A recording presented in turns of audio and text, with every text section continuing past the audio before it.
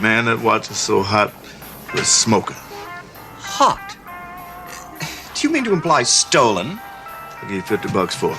$50? No. This is a Rochefoucauld, the thinnest water-resistant watch in the world. Singularly unique, sculptured in design, handcrafted in Switzerland, and water-resistant to 3 atmospheres. This is the sports watch of the 80s. $6,955 retail. You got a receipt? No, it tells time simultaneously in Monte Carlo, Beverly Hills, London, Paris, Rome, and Stade. In Philadelphia, it's worth $50. What up, Mike? Toronto. VK on the beat. Check. I'm in Toronto, where you wanna get the city love. I'm from Toronto, where you wanna get the city love. I'm in Toronto, Mike, we wanna get the city love. My city love me back for my city love. Welcome to episode 1604 of Toronto Mic'd, proudly brought to you by Great Lakes Brewery, a fiercely independent craft brewery who believes in supporting communities, good times, and brewing amazing beer. Order online for free local home delivery in the GTA. Palma Pasta. Enjoy the taste of fresh, homemade Italian pasta and entrees from Palma Pasta in Mississauga and Oakville. Season 7 of Yes, We Are Open, an award-winning podcast from Monaris, hosted by FOTM Al Grego. RecycleMyElectronics.ca. Committing to our planet's future means properly recycling our electronics of the past. And Ridley Funeral Home, pillars of the community since 1921. Joining me today for our annual Christmas Crackers episode of Toronto Mic'd, it's FOTM Hall of Famer Ed Conroy. Ed Conroy, FOTM Hall of Famer. How the heck are you doing, buddy? I couldn't be better, Mike. How are you doing? Well, the only way I could be better is if you were sitting across the table from me here in New Toronto. We're doing this remotely because you decided to move 1,000,000 miles away. This is true. I am a country man now. I don't go into the city anymore. So I will make it out at some point because I miss our tete-a-tetes. I miss being in your basement. But for now, this will have to do, I'm afraid. You know what I say? This is better than, I'll take a remote with Retro Ontario over no Retro Ontario. What it takes to get you out, I think it's like a nice breakfast, like David Kine style. Like I got to do a nice Hollywood suite breakfast. That gets you to the city. It's funny. I love those Hollywood suite breakfasts, but I always get COVID when I go to them. I think it's all those Hollywood people getting off jets, Did you get COVID this 2024 breakfast? Yeah. Because I was very close talking to you at that event. So I was exposed possibly to the COVID-19 virus? Possibly. I mean, it's embarrassing to even admit that you're still getting it, but yeah, and I got it the year before. So, my wife said I'm not allowed to go to those anymore because I just bring COVID home. Just mask up, just maybe double bag it or something. I still remember, bless her heart, the late great Sue Johansson. I still remember tuning into Q107 for Sex with Sue and learning that sometimes you should double bag it. Do you have any? And I remember wondering, double bag it. I'm trying to visualize this, and I'm like, oh, it's like I have a young Mike has this epiphany of, oh, that's what double bag it means. Well, I remember once, Mike, I was on the radio. I think I was on Newstalk 1010, and we were doing a story about firemen in Northern Ontario, and they had something that was called a double hat, double hatter. It's some fireman jingle. But all I could think about was, double hat was what we used to say, derogatory thing about certain girls, that if you were going to go with them, double hat. My goodness. I'm sure Sue Johansson had something to do with that. Yeah. Shout out to Ridley Funeral Home. We'll talk later in this Christmas Crackers episode about some greats we lost in 2024. But before we dive into the Christmas Crackers you brought us here in December 2024. We heard a cold open off the top, Ed. Explain to us what we were listening to there. Oh, I hope your listeners know what that was. It's only the greatest Christmas movie ever made. It gets lost in the shuffle, I think, because it takes place over a couple of months. So it does have some prominent Christmas stuff in it, and then it has New Year's as well. So that's probably why it's my favorite holiday film. And there's all this stuff now of people always talking about your favorite Christmas movie and Home Alone and Die Hard and all that, but nobody ever talks about Trading Places. And I don't know if that's because the director has kind of been canceled. He's kind of been forgotten about. But I mean, Dan Aykroyd, as far as I'm concerned, is an absolute legend, and his stature continues to grow the more I find out about his past. And he was riffing with Bo Diddley. Wow. In one of the great little cameos in that film. So yeah, if you have not seen the great Trading Places from 1983, check it out. And Dan Aykroyd, we're going to recap some of what happened in 2024. Was Dan Aykroyd was all over that Tragically Hip documentary that aired on Prime. Did you see it? I did. I actually sold quite a bit of footage to that production. So I was there from the beginning, working with some of their editors. I mean, Aykroyd was a very early supporter of the hip. I believe he's the one that got them on SNL. 100%. Yeah. And he's fellow Kingston boy. Yes. Yeah. They used to play in his bar in Kingston. And I mean, that's one thing I really admire about Danny is, his love of music, right? He was always down with the tunes. I wonder if he'd love this song, Dan Aykroyd, who once held a door for me at I think he might have co-owned the restaurant, but it was on Avenue Road. I once was taken by a rich person to a nice fancy restaurant I couldn't afford, and then Dan Aykroyd held the door for me. So that's my Dan Aykroyd story. Do you think Dan Aykroyd would enjoy this jam? Let me let it flow for a bit. Yes, we multiply. Anyone press will hear the fat lady sing. Act like you know, Rico. I know what Bo don't know. Touch them up and go.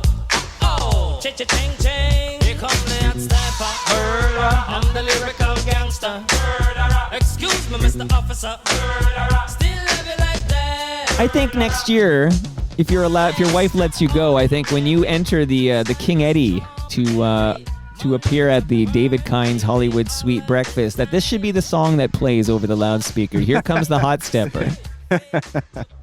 It's good walk-in music for sure. Yeah. I think, come on, Aykroyd would love that track. He always was a fan of black music. And yeah, I mean, 30 years of the hot stepper, man. That's crazy to me. Okay, so this is 30 years old now. Hard to believe, right? This feels like a fresh jam to me. What's going on here, Ed? It is. It's one of those moments, I guess it happens with more frequency the older you get. When you hear about an anniversary, that one kind of stopped me in my tracks because I hadn't heard that song in a really long time. And it was everywhere in 94. And, it was on Electric Circus, and it was every Gino in the city was blasting it out of their car. And, it was. Can you say that term, Ed? I don't know anymore. Yeah, I mean, I don't mean it obviously in any way other than that's just back then a certain type of, I mean, you could call them a houser, I guess. And they would ride an IROC Zed? Is that what they would? IROC Zed, really shitty sound systems, blasting this and assaulting people randomly. That's kind of what I remember about 94. And I'm told here by my producer that Italians are fair game, so we can go nuts. Yeah, that's what I heard, though. All right. Do you think this would have appeared on an Extendamix? Not Extendamix, sorry. What was the Master T compilation? Was that Extendamix?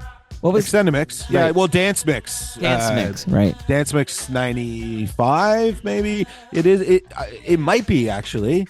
It seems like exactly the kind of jam that would have made the cut on that series. Have you seen Master T lately?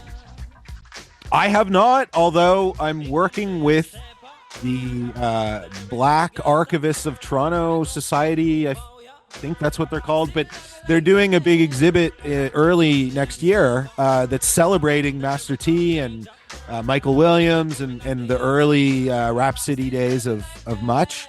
So I'm helping them out with some footage, and once again, it's just awesome to see that respect being given finally after all these years to those guys, you know? No, I love that so much. Like, thanks for the heads up. I was just at the Art Gallery of Ontario for The Culture, it was called, and Mishi Me was performing, and I loved it. I went with fellow FOTM Hall of Famer Cam Gordon, who's a member over there. He snuck me in. They don't let me in these cultured places very often, but I got in there.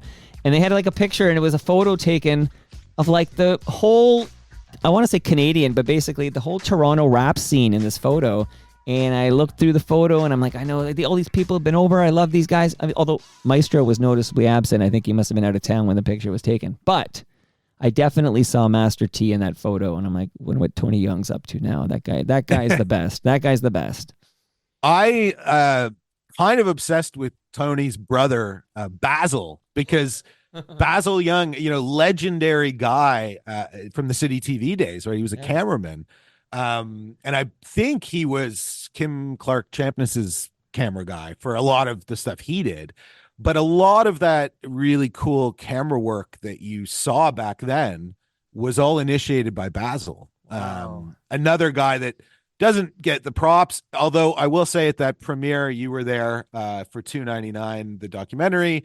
Basil was sitting right behind me, and I think I was more excited about meeting him than I was Strombo or any of those other big hitters. Well, you know, you appreciate the behind the scenes people, and the average, the great unwashed, the average Joe and Jane. If you're not in front of that camera, you're sort of invisible, right? yes, no, absolutely. And I think it's only taken me about 15 years to figure out that that is the point of Retro Ontario. It's to celebrate those behind the scenes people that didn't maybe get the credit they deserve. That's what, you know, that's why I do what I do, I think. All right, quick question, because I've been doing a lot of work with him lately, and we've become buds here, but I need a definitive answer from you, FOTM Hall of Famer Ed Retro Ontario Conroy. Was Dominic Shulo the first videographer in Canada? Oh, yeah, for sure. Okay, because he's making the claim, and Yeah. I believe him, and I've been saying it as well, and then I got a note from somebody who was like saying he wasn't the first. But if you say he's the first, and he says he's the first, he's the first. Well, more importantly, Moses says he's the first. And I think if anybody was going to have credibility on that, it would be Mr. Znaimer. But that being said, with anything, you get into the weeds, and there's all kinds of disputes about who came up with this idea and who first thought of Speaker's Corner. And I mean, that's part of the fun. It's like Rashomon, right? You interview 6 different people, you're going to get 6 different versions of what happened.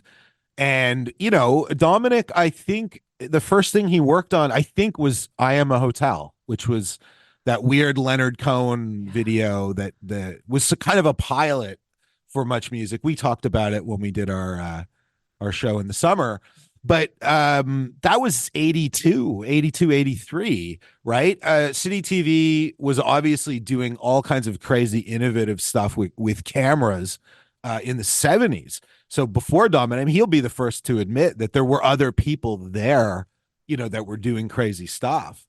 But in terms of saying I'm out one reporter, one camera shooting on a mirror, being the host and the cameraman, there's no dispute. It was Dominic really pioneered all that. All right. Now, so you already brought up the 299 Queen Street West doc, and you mentioned you were sitting in front of Basil Young there. And I'm wondering if you have any updates, because if you weren't at Roy Thompson Hall or at one of the live events where the filmmaker Sean Menard aired it, you haven't seen this because it never did make its way to Crave. Do you have any update on whether we'll be able to see 299 Queen Street West on Crave or anywhere else in the future? I keep hearing that it's imminent, and I heard in the summer it's imminent. It's like 2 weeks. It's going to be on Crave.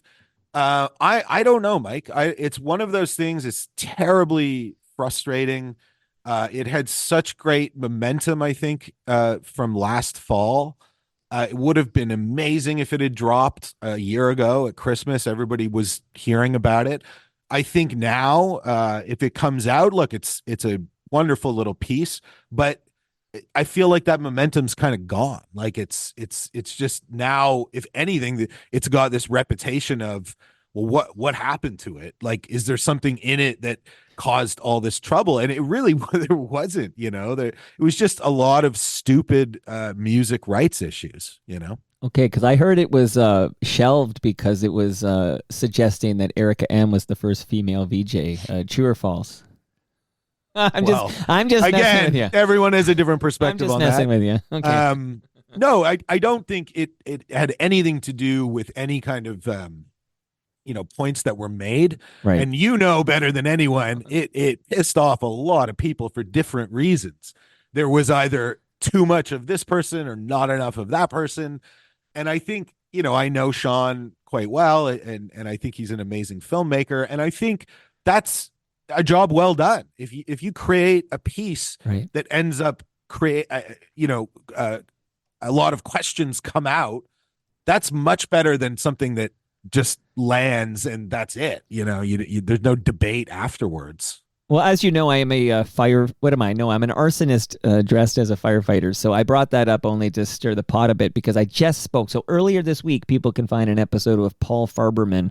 And Paul Farberman dated Catherine McClenahan and got her into the recording of Tears Are Not Enough. And Catherine McClenahan was the actual first female VJ. And I just wanted to shout her out and grind your gears a little bit here before we get to the Christmas crackers.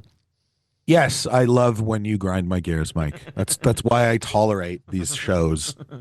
I'm not even recording this. I'm like, it's not Christmas till I grind you. By the way, and again, I look forward to other people seeing 299 Queen Street West because I know you worked hard on this, and a lot of that footage I know comes from your personal collection as opposed to a Bell Media library. So one interesting reaction I just want to reference here before we move on is Craig Halkett, who is an FOTM as well, but he was like really against the doc until he wasn't. Like he really had an about face. So I guess he saw it. He was against it till he saw it, and then he came around. I've been watching his social media posts. So you won Craig over. Sean Menard at least won Craig over with his doc, and I hope people can see it. Yeah, I think, at the end of the day, that is what is the best outcome, is to see it and then go on Twitter and make an ass out of yourself. I think what was frustrating to us was people were throwing all these things out there and they don't have a clue what they're talking about, really. That being said, I think there are some major issues with the way that the story is told, with certain things that were maybe not discussed.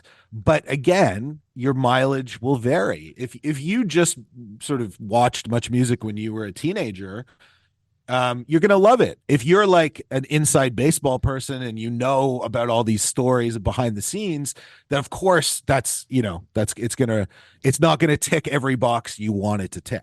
Let's put it this way. I've seen the doc. It's a great nostalgia trip. But if you watch this doc, you would think that 299 Queen was a drug-free zone.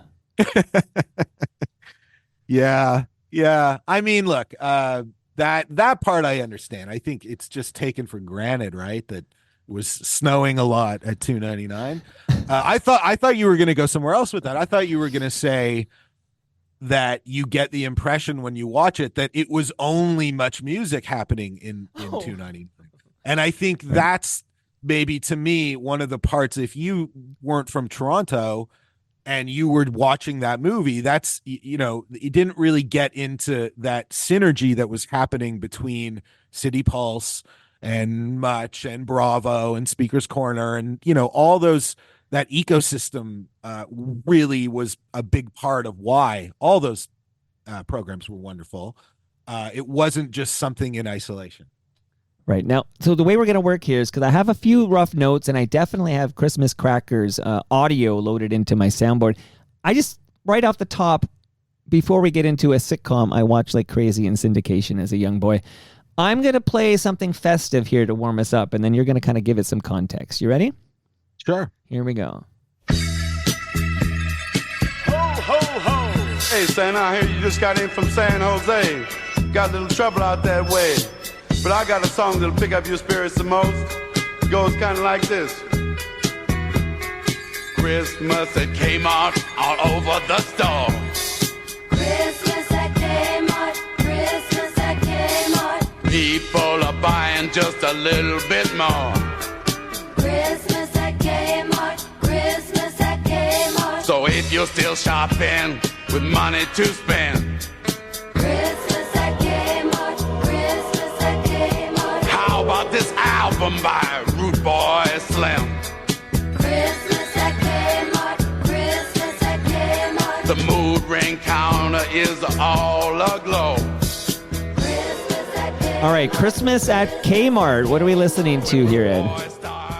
So yeah, that's a great underground Christmas anthem by Root Boy Slim.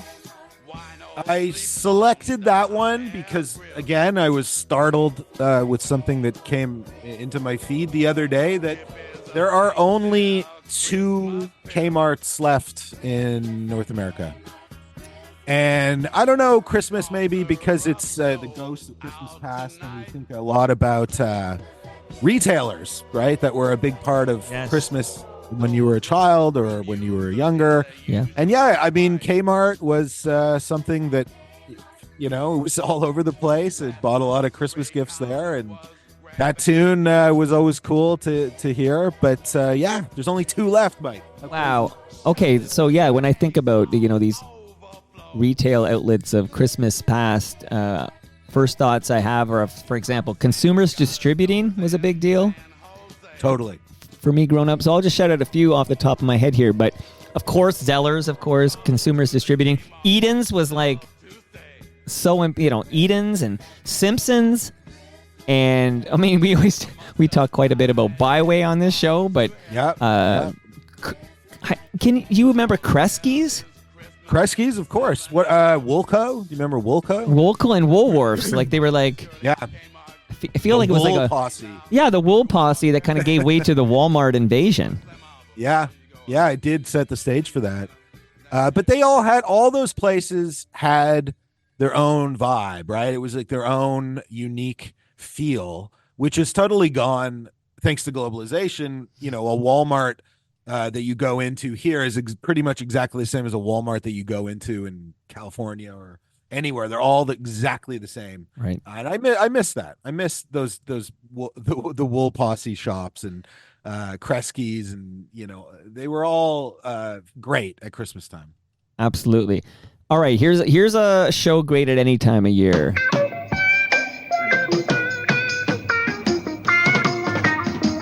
Come and knock on our door. Come and knock on our door. We've been waiting for you. We've been waiting for you. Where the kisses are hers and his. Three's company too. Come and dance on our floor. Come and dance on our floor. Take a step that is new. Take a step that is new. We've a lovable space that needs your face. Three's company too. You'll see that life is a ball again. Laughter is calling for you. Down at our rendezvous. Down at our rendezvous. Three's company too. Three's Company. You remember that one, Mike? Are you kidding me? It was on. It was in. I don't know what station anymore, but it was in syndication at a time I was in front of the TV, and I would watch that show 5 days a week. Oh, it's CBC. It was Okay, on there you go. CBLT every day, 3:30. And I knew the, you know, depending on who the third person was, and that they were living with, because we started, of course, with Chrissy Snow, and then I hope I have these right, and then her cousin came in for a little bit. And then, of course, the nurse, Tracy. But yeah, of course, I watched Three's Company. Good man. Well, a little bit of a lead up before we go back to Three's Company. The reason why I wanted to talk to you about it today.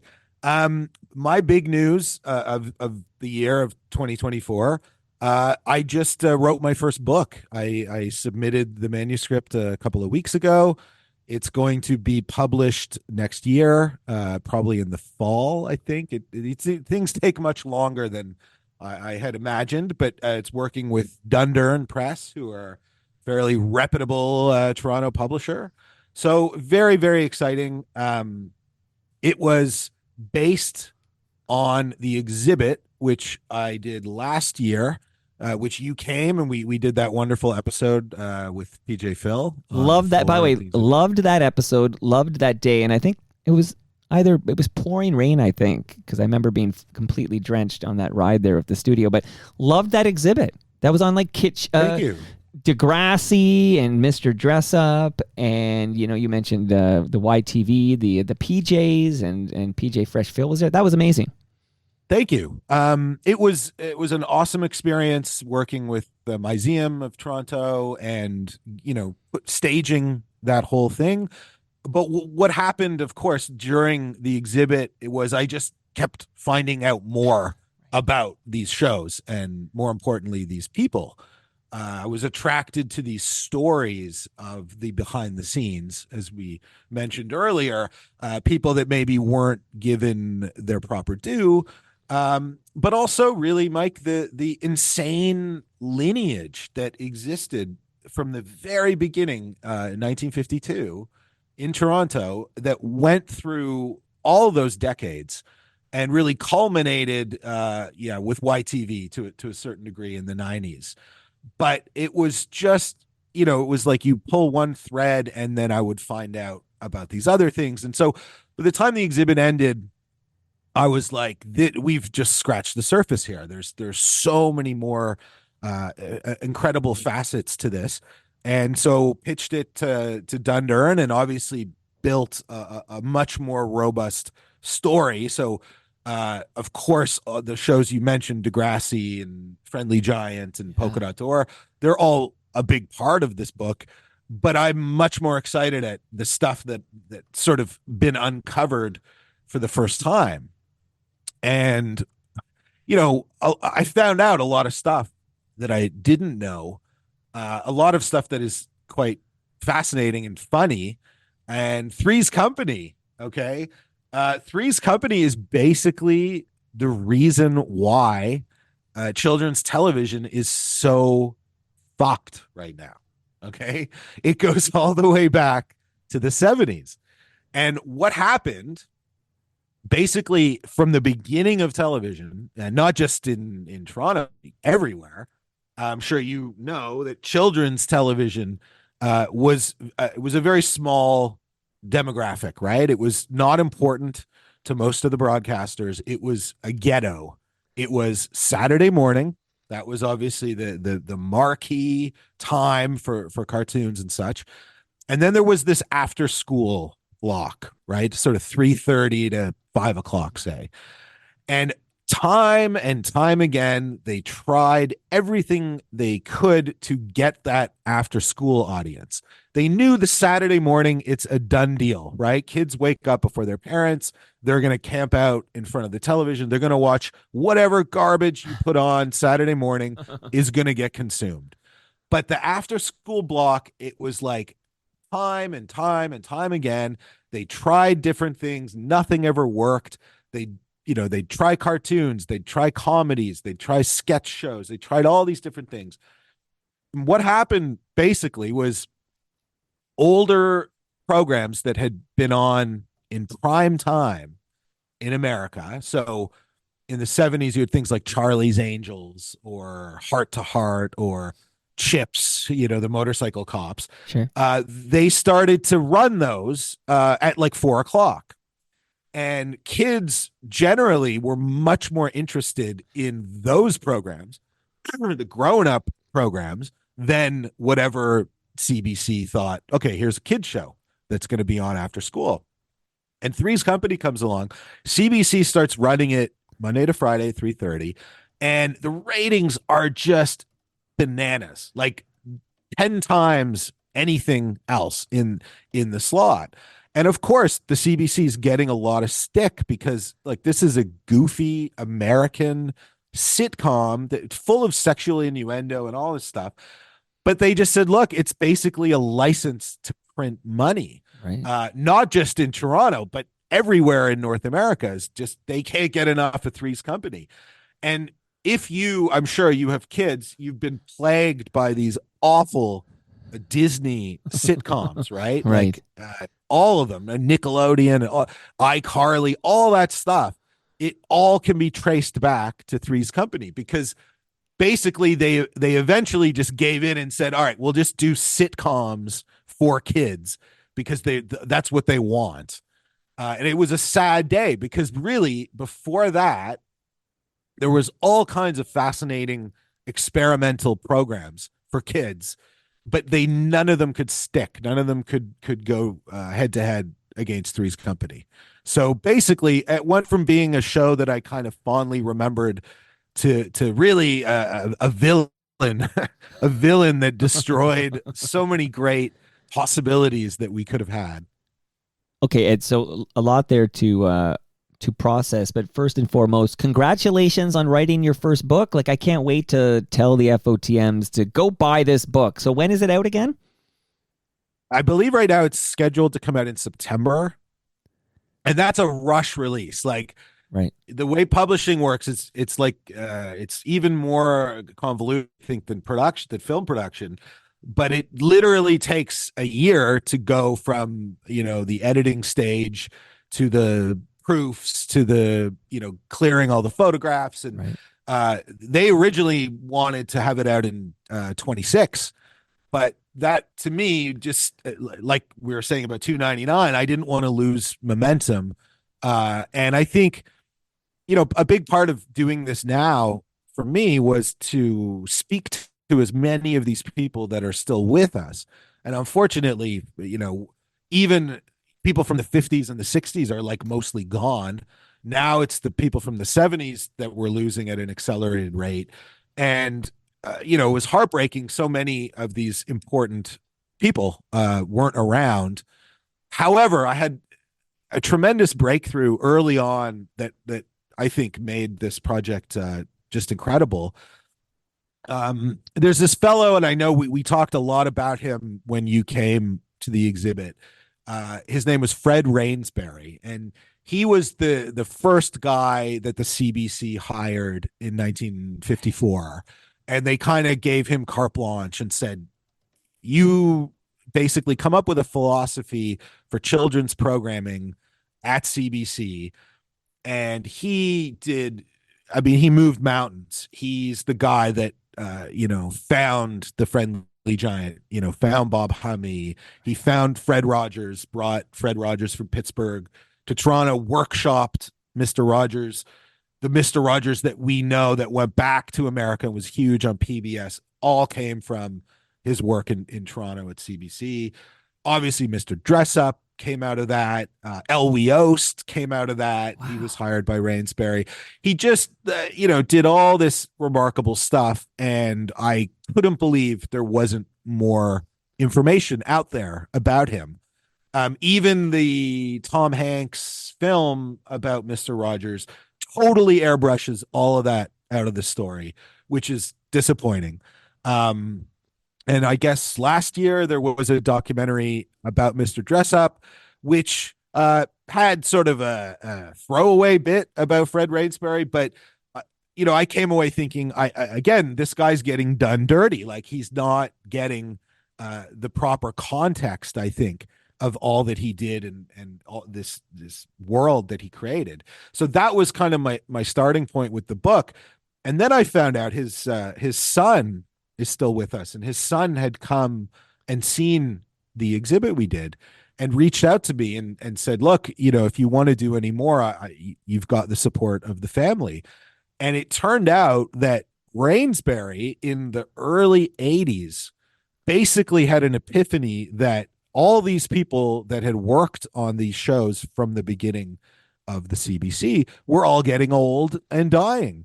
And so he started to go and interview them. He basically had like a podcast before that was a thing. Wow. He went around with a tape recorder, and he went to California, and he tracked down all these people that had, gone on to have other careers. So a great example, Alex Trebek, who had started at CBC Kids. He interviewed him for a couple hours. He interviewed Norman Jewison, who at the time was winning Academy Awards, but gave Rainsbury hours of his time. And all these cassette tapes were still around. So I was able to go through all these interviews and used them basically as a starting point for the the people that were no longer with us. And it just opened up, this amazing world and this amazing lineage that Nina Keogh, obviously a huge part of it. Her mom and dad and her grandparents were involved, and it ran through all of these shows, whether they were CBC or TV Ontario or YTV. So it just came together. It felt like this is meant to be. I wanted to write a book for a long time. I had started a few. I think I still want to do a city TV book. I don't know how that will manifest itself. But this one sort of came up, the opportunity came up, and it seemed like, okay, now is as good a time as any. And I think you're kind of the prime demographic for something like this, but because it encompasses really the 50s right up to the early 2000s, hopefully there's younger people and older people that will find something of value. And I'm sure when I go on the tour, I will come to Mike's basement. Oh my God. That's what I was hoping. That will be worth the drive back. Well, it's like, again, my brain is racing in a million different directions, but right off the top, I got to tell you how you're so inspiring to me, because you're doing it, man. Well, there's a reason you're the first FOTM Hall of Famer. It's not like I haven't given you your props in the past here. You're, of course, the first FOTM Hall of Famer, because what you're doing, and I've been supporting this since I saw the WNED 17 or whatever YouTube channel, and I'm like, oh, this guy's doing it. Like, you're doing it. And I'm out there. I just want to tell you an episode you should listen to. Stephen Stone was in the basement a couple of weeks ago. Oh, was it maybe 1 week ago? Stephen Stone was in the basement and also promised his wife is making the next trip to the basement. So nice. There was a lot of kind of retro Ontario content in that episode. And I just want to shout out Rob Pruce again from Spoons, because he reimagined my closing theme, which is Lowest of the Lows, Rosie and Gray, and he added in some Easter eggs, and one Easter egg he added in for me, because he knows what it means to me, is the theme to The Friendly Giant. Oh, nice. That's in. People will hear that at the end of this episode. And a quick correction: I called the nurse who became the roommate of Janet and Jack. I called her Tracy, and the trouble with Tracy is her name is Terry. Okay, so I got to correct that. And one last thought here. We've got so many clips to get to, but Three's Company didn't just fuck with children's programming, and I did say programming, but they also fucked the Ropers, right? I feel the Ropers got fucked because they're part of this hit show, and then they're like, okay, we're going to spin you off into the Ropers. And then that doesn't work out, and the Ropers are like, can we please come back now? And it's like, nah, Mr. Furley is here. You guys are gonzo, dead to us. The Ropers got royally fucked by Three's Company, not bringing them back after their spin-off fails. It's got a lot to answer for, that silly little show, I tell you. Here's a show that might or may not have a lot to answer for. We'll hear from you at the other side. Here we go.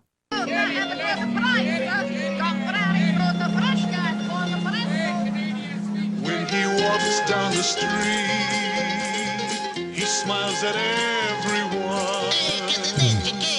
everyone that he meets, calls him King of Kensington. How you doing, King?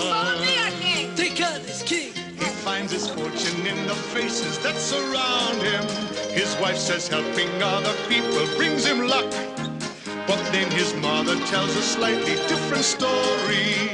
He's the only king around without a buck. He's a man among men, the people's champion.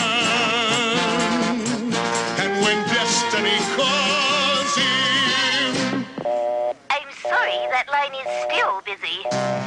he's king of Kensington.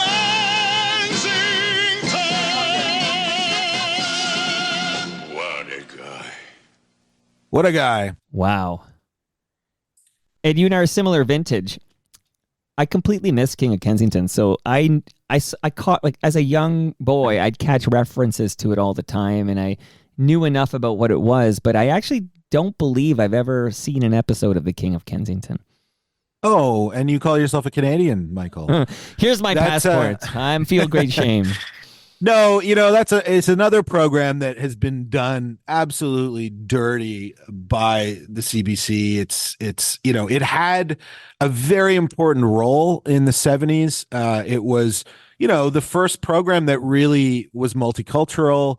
It was a sitcom that spotlighted obviously the Kensington market and the area, and a lot of working Canadian actors and actresses got their break on that show. And it's funny because again, when writing this book and reading interviews and interviewing people, people like Eugene Levy, he's a great example.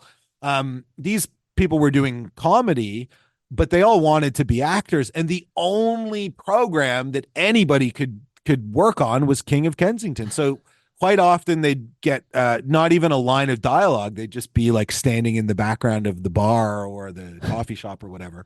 But yeah, it's kind of sad. It's like if you were a working actor, then that was your it was either that or kids TV. So it kind of got repeated a little bit. I want to say in the early 2000s, I think the Comedy Network and the CTV Comedy Network showed it a little bit, but it's been totally forgotten, which is a shame because I do think it still holds up, even just to watch these up and coming actors.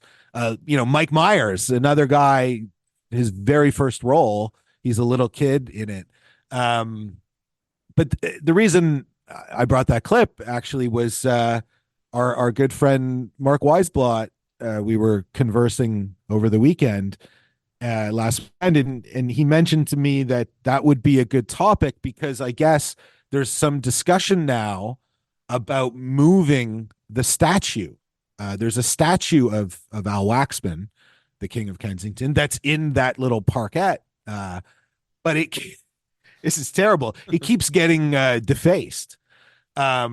And with tensions being the way they are now, it's anti-Semitic stuff getting put on it, swastikas and such. A little less aggressive. There was a time, and this is probably 10, 15 years ago. It was when I was at BlogTO. Somebody defaced the statue and painted it the colors of the Joker, so it had the white face and the green hair. Well, that's okay. And I was okay with it. And it was like kind of a shocking image, Right. like the King of Kensington reimagined as the Joker. But yeah, so Al Waxman, he passed away a while ago, but his wife, Sarah Waxman, is still very active in the community. And I think I don't know if it's a petition or what, but they want to move it away. So it's a very sad, again, reflection of not only the disrespect and the awfulness of that kind of anti-Semitic behavior, but also an iconic, Toronto legend kind of being forgotten about.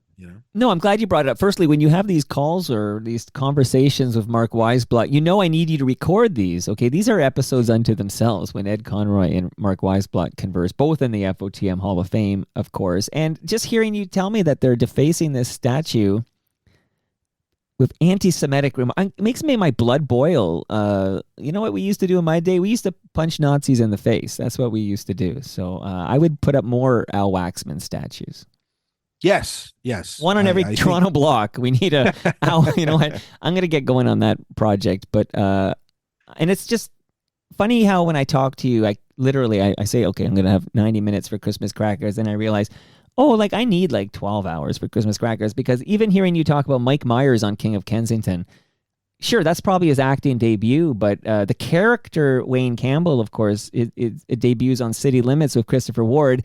And who do you think was the co-writer of those early Christopher Ward yacht rock type songs of the late 70s? Who do you think was his writing partner when Christopher Ward put out music before Much Music launched?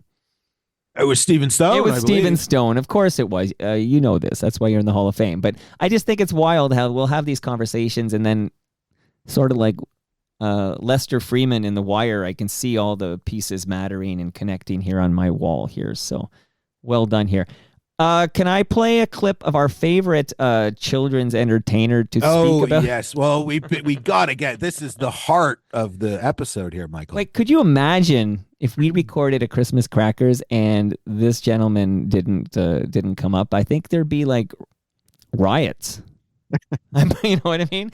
You'd be writing a book about that. And by the way, you absolutely have to come in the basement to promote the book when it's coming out. This is huge for the TMU. And by the way, the TMU in the context I share it is, of course, the Toronto Mic'd universe. This is massive. But let's listen to this. Well, let's carry on with some letters. There's one here from Edie Marie Mumphy. Edie Marie Mumphy. What did she say, John? Well, she's drawn an intersection here, and she has all of the things you need. Traffic signals, stop sign, a yield sign over here. She's drawn just everything you could imagine, perhaps to show the boys and girls there are many different kinds of signs, and that we must follow them all. You must obey the signs as well, mustn't you? Okay, here we go with another picture from Monica Turnay of Burford. Now, this is good advice Well, for Buffalo, I'm sorry, Buffalo. For all of you people here, and listen carefully. It says, don't take candy from a stranger. Oh, and now that's all very the boys and important. girls should learn that, and it's up to the mums and dads to teach them. If somebody says to you, you know, would you like a candy? What do you say, John? I think the If they're best thing to do is strangers. just say, no thank you, Yeah. and keep walking right along. Okay. However, if someone stopped and said, could you tell me where the corner store was? Sure, they could point it out to them as long as they don't go with them. Okay, so there's some very good safety rules for the day. Don't forget to keep your letters coming in. John loves to get your letters. Sure Right does. now, we're going to have this and then come back to Studio 5.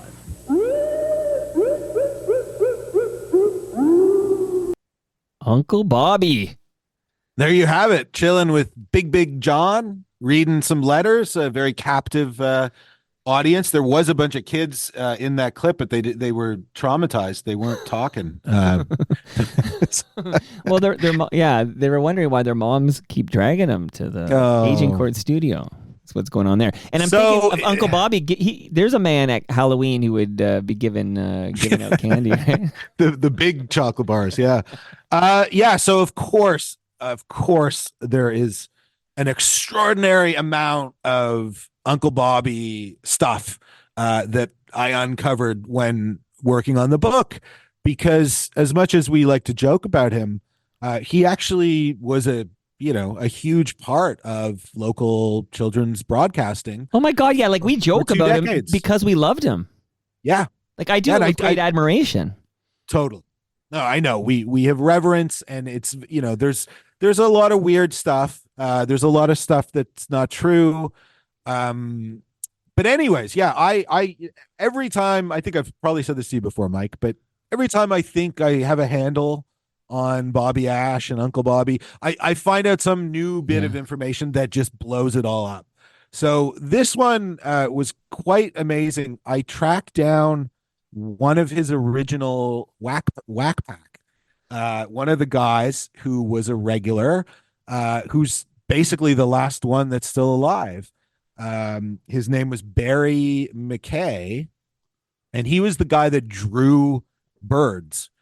He painted birds and wildlife. And he was a really young guy the show started in 1963. But he stayed with it the whole time, even, to the bitter end. And he's still with us, and he's still doing his nature artwork. And he was absolutely gracious and gave me a couple hours to interview him about all of it, about Bobby Ash's personal life, about the show. And man, it was just one thing after another that I was thinking of you, of course. I can't wait to tell Mike Boone all this shit. It was crazy. Well, any teasers? I mean, firstly, is there any content you discovered that was fit for the pit, not too much for much, as we say on this show, that maybe didn't make the book? Like, yeah. Because I will clarify. I mean, I was quite, going into this project, I didn't want to get into gossipy stuff because I felt that there was so much great information, great stories. It would have been very easy to start talking about, these guys, were drinking beer or smoking weed or whatever when they did these things. Do we really need that? No.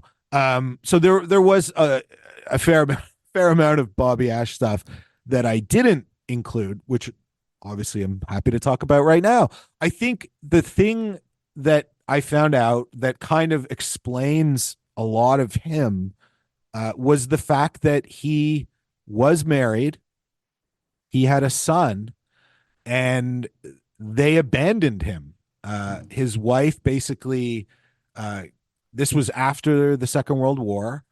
He came back to, he's in Britain, and his wife basically said, I've met someone else and I don't want anything to do with you, and left. And he spent the rest of his life trying to track them down. He hired private investigators. He spent basically all of his money. I think of it as like that Liam Neeson movie. Like he was just on a mission to try and find his son, and he never did.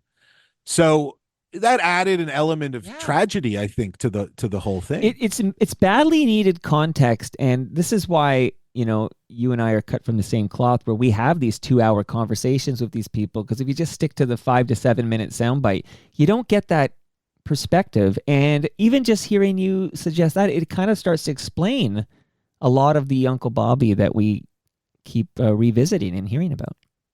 Absolutely, yeah. And I think he was just so heartbroken that he did turn to alcohol. I mean, that was obviously open.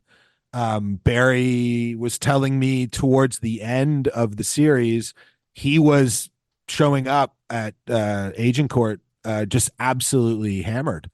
And I think, you know, the other thing that was going on with all this was the decline of the budget for the Uncle Bobby show. So that was, again, speaking of context, I didn't know how it had actually started. Like, I knew it started at some point in the early 60s, but basically, you know, I'll do a short version. The long version is in the book, but 1960, you have CFTO becomes the first channel that is not a CBC affiliate that comes on the air in Toronto. Huge deal. You have the Bassett family want to start a network that goes across Canada, competes with CBC, but is a commercial network, not a public broadcaster. And so they had all these grandiose plans for children's shows, and they had a ton of dough. And the very first day they were on the air in 1960, they showed 2 hours in every morning, Monday to Friday, this program called The Professor's Hideaway. And the professor was, again, kind of this goofy character that was played by a man named Stan Francis. And Stan Francis, your listeners and you, everybody knows Stan Francis because he was King Moonracer in Rudolph the Red-Nosed Reindeer, the famous Rankin Bass Rudolph that comes on every year. And if you hear that voice, you're like, oh yeah, that guy. So he was kind of on the level of a Mr. Dress-Up every morning doing crafts and doing all this stuff. But he got disillusioned by the decline of interest from the Bassetts, because I think very quickly CTV saw the money was in sports, live sporting events. It was in films. It was in news. It wasn't in children's. And they had an obligation, you know, regulatory obligation. Every X number of hours a week, we have to show children's content. But they just started to buy cheap cartoons and Professor Kitzel and stuff like that. And they stopped paying these hosts. And so by 1963, this poor guy, Stan Francis, basically has a nervous breakdown on the air and gets fired. And they had the set, they had all this stuff. They're like, well, what are we going to do? Like, we need to basically be on the air, you know, to get the money from the government every day for children. And lo and behold, there was this guy who was a guest on The Professor's Hideaway called Bobby Ash, and he played a character called Bimbo the Clown. Right. That was his persona. Right. And they said, shit, let's just give it to him. And so he literally the next day came up with the character of Uncle Bobby, and took Stan Francis's time slot, and it was just Uncle Bobby. And so that dragged on until, as we know, the absolute inglorious late 70s, and it has no money. Nobody cares about it, but they're still doing it because they had that obligation. And eventually it got so bad that they wrote him out. Like it was renamed from the Uncle Bobby Show to Kids Corner, and Uncle Bobby just showed up, for 5 minutes. Wow. And then eventually he just isn't even on it anymore. So it was, hearing obviously a very detailed version of that from when it started to when it ended. It was sad. And I think, again, it gives that context of maybe why he was a drunk and why, it was a show that a lot of people don't have fond memories of. Just hearing you talk about, his alcoholism and what he was dealing with internally, and then realizing that, and he drove a school bus. Yeah. Like that's a bad mix. He drove a school bus. This, okay. I guess it's funny in a way, but I posted an Uncle Bobby clip on the Retrontario Instagram because I was basically looking for people to come out and talk about their experiences, so then I could get in touch with them and see if they wanted to be in the book.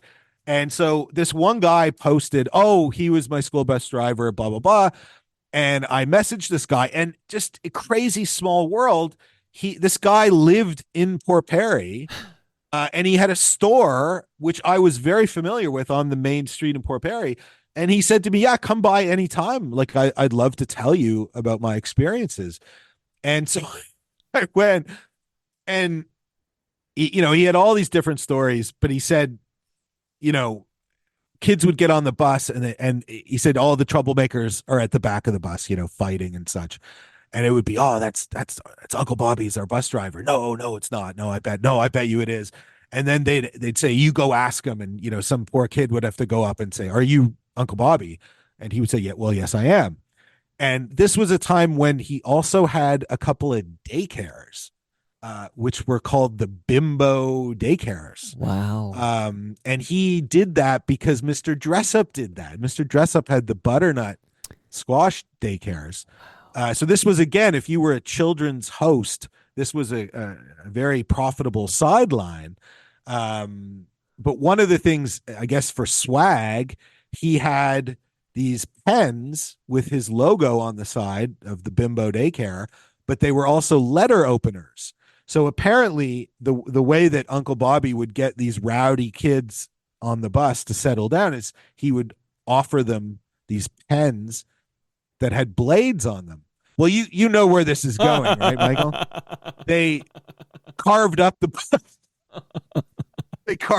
seats and left, awful graffiti. Oh my God, yeah. Using these pens. Of course. And I thought that's a cool anecdote. So I put that in the book. Okay, I don't know if it'll survive, but hook this book to my veins. Can I get I don't know if it's gone through the lawyers and all that stuff yet. I need the version you've sent to the publisher, okay? Just in case it's. I said the same thing to John Gallagher because he wrote his, his Babylon. Yes, that was done. That was done during as well. Okay, so there's a version that he wrote, and there's a version that gets published, and they're not necessarily the same. It's the delta that fascinates me. So you got to say, yeah, of course. All right, so Uncle Bobby, a lot of content in your new book. Can't wait to talk more about that in 2025. That's, of course, Uncle Bobby's filmed in Agincourt, right? At the Sifto studio there, right? Channel 9 Court. Channel 9 Court. Okay, so I'm going to kind of call an audible on the line of scrimmage here, and I'm going to play a clip here in our Christmas Crackers episode for 2024. So, I want you to get up now. I want all of you to get up out of your chairs. I want you to get up right now and go to the window, open it, and stick your head out and yell, I'm as mad as hell, and I'm not going to take this anymore! I got goosebumps again listening to Howard Beale there in Network. But that's Agincourt, right? That is correct. And that leads me to what was the most interesting nugget of information that Barry Kent revealed to me is that when Peter Finch filmed that scene I'm mad as hell. At Agincourt, Uncle Bobby and the whole Uncle Bobby whack pack was standing behind the set watching that scene be filmed because it was a day when they were taping. So that's a very, very famous scene, very famous movie scene. Obviously, Peter Finch won the Academy Award for that performance of Howard Beale, and that movie is so ahead of its time. But the idea that Uncle Bobby is basically there. So, as you're telling that, I don't know if you get the same when you get these mind blows, but I felt weak in the knees. Like I almost collapsed to the floor. That Uncle Bobby was in the room when that icon, and you're right, forget the fact it was filmed in Scarberia. Like if you're watching the Oscars, they might play that clip. Like what an iconic clip from a iconic movie. And Uncle Bobby was like just feet away, steps away. Just out of frame, yeah. Oh my God. Like Ed, you're doing the Lord's work here, okay? That is amazing, and I only played it because you said Agincourt, and I thought maybe while we're in Agincourt here, this might be a good time to talk about what happened in 2024 with regards to CP24. Mm-hmm. Yeah, I mean, it's difficult because we knew it was coming, right? I mean, I remember as far back as right after COVID, when I would go to News Talk 1010, which is not 299, but the Chum building right behind. Right. And this was the scuttlebutt, right? That they were moving out of there and going to Agincourt. And nobody could understand how is that going to work? Like, how can you move from being at the nerve center of a very interesting city to Agincourt, which, let's be honest, is the armpit of Scarborough. Now, I will fully admit, since I moved out to the country, I cut my cord. I never got cable out here because it was just prohibitively expensive. So I don't, other than when I'm in like a dentist office or something, I don't actually get to engage with CP24. But I have heard from people that do watch it that it's horrible now. That it's very, very different. It feels like they turned off a light or something. Like, so we forever we're used to, you're right, Queen and John, right? This is the city. That was the heartbeat of the city. They were downtown. There we go. And now that they're in like Agincourt is like they're badly imitating that set at 299 Queen Street West. And it's awful. Like it really is awful. Like I'm not a big CP24 head, but my wife likes to throw it on sometimes just to have it on in the background when she's noodling on her phone or something like that. And so I have seen a lot of this, and it's like they turned a light out. And I know everything changes, but it's weird that Bell Media, like I'm curious for your thoughts on like how badly does Bell Media want to be in the media game, because they seem to not give a shit about things like having their 24/7 Toronto news station anywhere close to downtown. Like, I don't know what your thoughts are on the future of Bell Media and media, be it radio or television, like CP24. It feels to me, who knows nothing, all pure speculation, like they don't want to be in this game, so they don't give a shit, and they're not going to spend money on it. You're exactly right. And this is the great tragedy. It's happening not just here, but I think all over the world, is that these media empires that amalgamated broadcast television channels and radio stations and film production companies and video game studios and all these things, it didn't make sense in the end, because you're right. They are much more interested in stadiums and sporting events and telecommunications services. The production of content is like so far down the list to begin with. To actually make it interesting, they couldn't give a shit, man. And this is the great lament of the last of the great thinkers, like people like Moses Naimer, that were able to do both. And that's the frustration I think we all have, is you can actually do this cool stuff and push the envelope and make compelling content and be profitable. It doesn't have to be one or the other. But this is a very Canadian mindset that you can't do that. And And so it sucks. And this year, I mean, the moving out of 299, the end of City Line, it was kind of remarked a bit in the summer when the news came out. You got my man Elton there, ready to pump? Yeah, I'm playing it in the background right now. Shout out to Deanie Petty, right? The OG. And, that was part of, I think, a really important lineage that went right back to the 70s, frankly. I mean, City Line didn't start until 84, I think, 84. But there was, City TV was on the vanguard of women's programming, right? Of Mickey Moore doing those programs in the afternoon that were not just problem, like not just we're going to cook Rice Krispie squares and talk about fashion.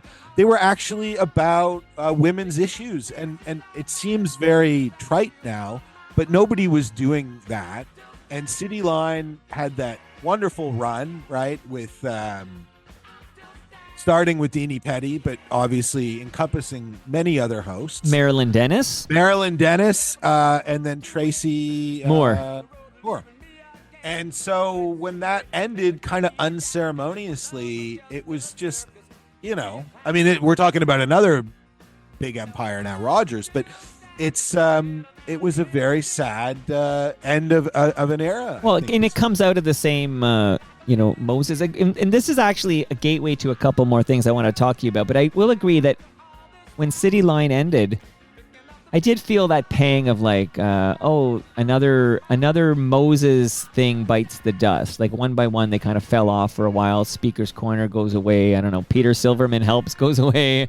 One by one, and then here's another one kind of falling. And so a bunch of places I want to go. One is, and I believe like the press release was weird, and this just seems to be the new move. Like, oh yeah, we're going to get rid of City Line, but we're going to fold it in as a segment on breakfast television. Like, so it's like, we're not really getting rid of it, but of course you are. Like, this is all like PR spin bullshit, which I'm allergic to, as you might know. Yeah, it's like when they showed Martineau the door, I believe the press release said he's going to be doing all these specials for us, and he's not really leaving. And then, that was that. Well, that was Kevin Frankish's farewell, right? Yeah. And Frankish came over to set the record straight because he bullshitted the FOTMs for a while, but we smelled it and he had to come back and own it. But like, he gets a tap on like a Wednesday, and they're like, okay, Friday's your last day. And they're like, we can spin it one of two ways. And of course, usually a pride cometh before the fall. Shout out to Christine Bentley. But suddenly it's like, I'm going to go do documentaries and things for City TV, but it's all 100% bullshit. Like the whole PR spin on all these things really is what irks me. And there is no more City Line just because we're talking about 299 and everything going on there. I was going to ask you about the passing of Jim Waters. And I don't know how much you've read, but Jim Waters passed away like just less than a week ago. And he's the son of Alan Waters, of course. And he was at the helm when Chum is sold to CTV Globe Media, I think is what it was called there. And I wondered if you speak to that and maybe if what you could share. And I know you're still in bed with this visionary, but like his role in the ouster of Moses from Chum City. Like, I'm just curious your thoughts on all of the above. Yeah, I mean, look, the Waters family, especially Alan Waters, absolute unique, one of a kind, brilliant man who did what we just said a minute ago. He was able to be experimental and push the boundaries and create amazing content, but also be profitable. And he and Moses got on, very famously. They got on great. And I think Alan allowed Moses to do, a certain amount of artistic freedom that he certainly wouldn't find anybody like that now. And when Alan Waters passed away and it became a sort of secession kind of situation with kids involved, then it gets messy, right? Because we see this time and again, it doesn't matter who the family is, but when you have a big media baron and they die or they retire, the kids tend to fuck it up because they either aren't interested or they just want to get the most return on this empire. Well, HBO should make a show about this. I don't think they did, but yeah, it would be pretty cool. So yeah, the waters ousting, or the son's ousting of Moses is another one of those Rashomon events where I've heard very, very different versions of it over the years. But there's no denying whether Moses left on his own accord or was shown the door. He saw where it was all going. He saw, like, City TV didn't just turn to shit overnight. Like, it had slowly started to favor purchasing shows instead of producing their own shows. And with the minute that happens, it's funny, the parallels with children's television, it's exactly the same. It's the same thing happened at TVO. They went from producing all of these incredible shows in-house to just buying shit basically from England or from America.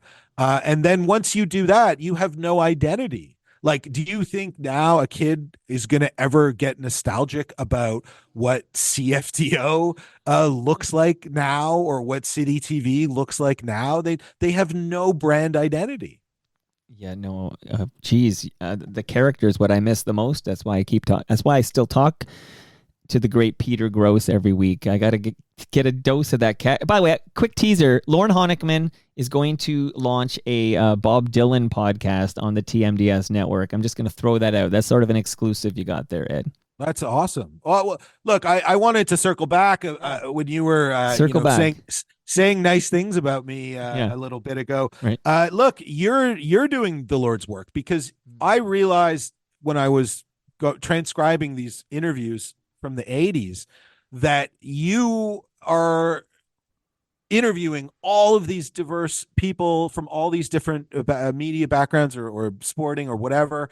And in the future, there's going to be writers and researchers that are going to be digging through your interviews, and they're going to say, thank God this guy did all this, because even the most minor thing that you might not, or I know you would have thought it was a big deal, but other people didn't think it was. And you've got all this remarkable archive. So, man, you keep doing what you're doing. It's gold. Well, thank you, because at some point someone's going to write a book about legendary Toronto band Guh, and they're going to come to Toronto Mike to get the scoop on that one. So thank you. By the way, this was revealed previously, but Ed, you are such a busy man, you might not be caught up on your Toronto Mike, but Jojo Chinto has definitively said no way Jose to his Toronto Mike invitation, so I will not have a sit down with Jojo Chinto, and I'm personally very disappointed by that. Yeah, I did hear about that, and I mean, was there a reason given, or it just? I don't know, but Peter Gross was was brokering this deal, and Peter is the last man standing who cannot tell a lie, and he, in his best Jojo Chinto voice, gave me the play-by-play of his reaction, and there's no room for negotiation there. But since we're bringing up the scene here, I need to ask you one more question, and then I have some more Christmas cracker audio to play, and then we're going to close by remembering some greats we lost in 2024.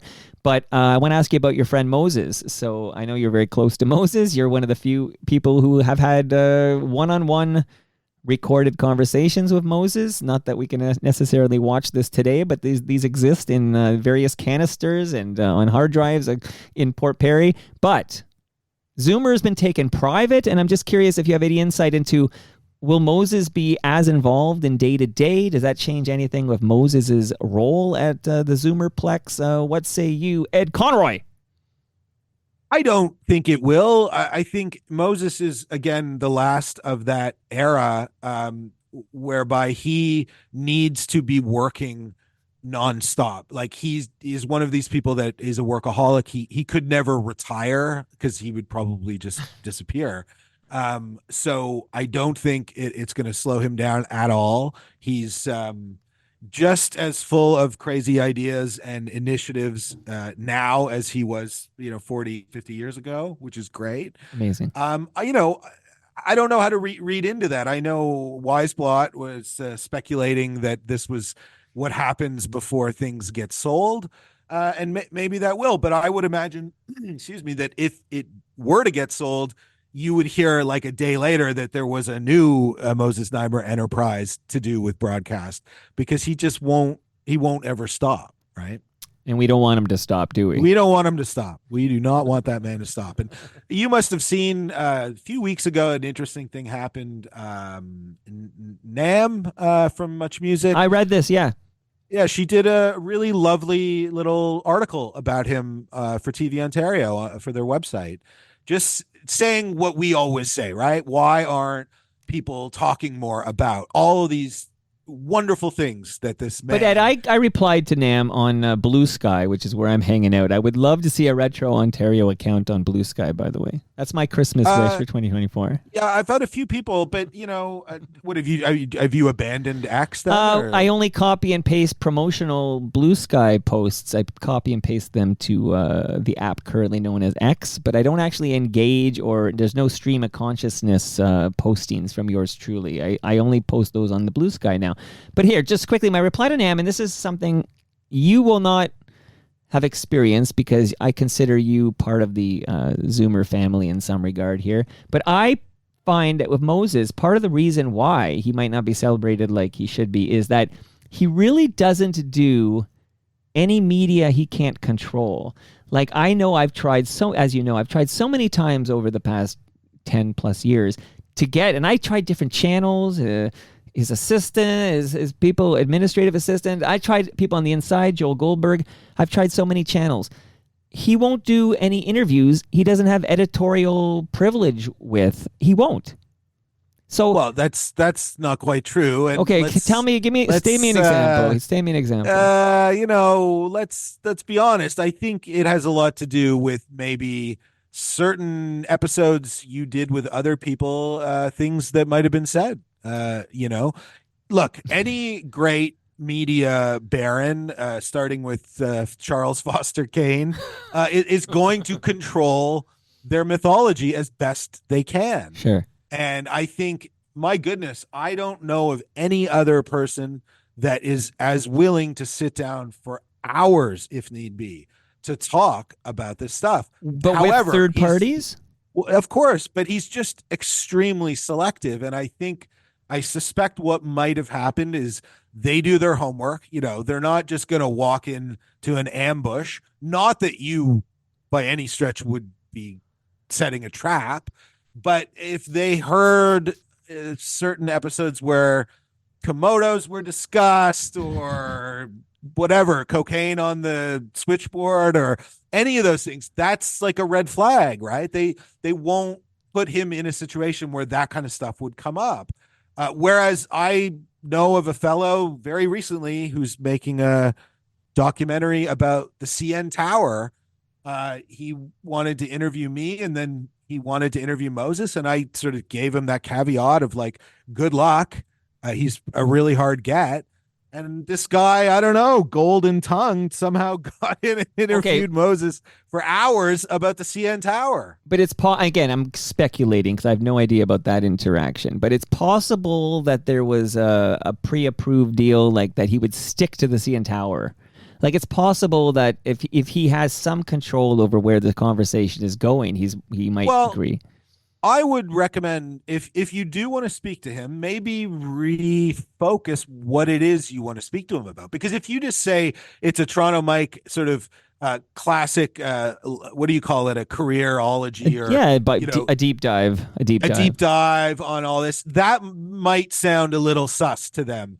But if you say, I want to talk very specifically about, I don't know, like radio from these years, or the Waters family, or something, like, you might find they're a little more receptive to that. But great advice, but you forgot who you're talking to, because I have no interest in that. But I will tell you that I almost had Gordon Sumner, the artist also known as Sting, on Toronto Mike, and the caveat from his people was I couldn't ask him about the police, and I politely declined. Yeah, I mean, my goodness. Imagine I have a Sting on the show, and I can't ask him about the police picnic, the show at the Horseshoe Tavern from the Garys. but that's the thing, Mike. It's a frustration that you mentioned Joel. We've talked about this many times. It's like and I don't mean you, but I mean theoretically, you're a journalist. You have Moses Dimer. You have this giant brain sitting in front of you. You can ask him about all these crazy things.